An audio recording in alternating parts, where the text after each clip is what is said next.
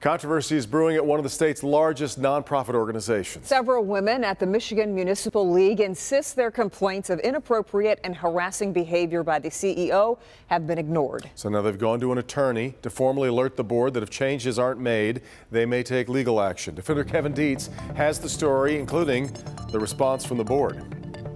A group of workers accusing their boss of very bad behavior, but the board is sticking by their CEO and trying to move forward from this controversy.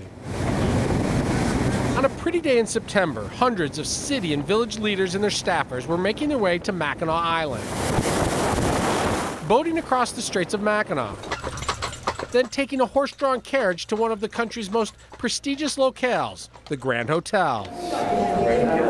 Here, mayors and city council members spent 2 days mingling with township supervisors and salespeople, all attending meetings and meet and greets, looking to make government smoother and friendlier for citizens. You know, the Michigan Municipal League is the voice of cities, and it's so valuable because cities in Michigan, small and large, cities of 1,000, cities of 100,000, cities of 500,000, have some things in common.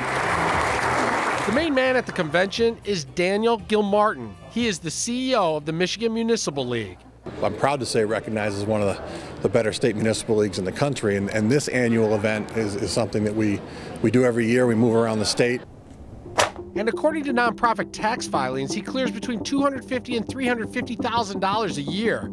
At the conference, he was talking up a storm about the benefits of the league. We try to challenge people, and we try to get people thinking a little bit differently about the issues they deal with every day. But behind the scenes, a big controversy was brewing. A group of former and current staffers had been meeting with a lawyer, accusing Gilmartin of very bad behavior.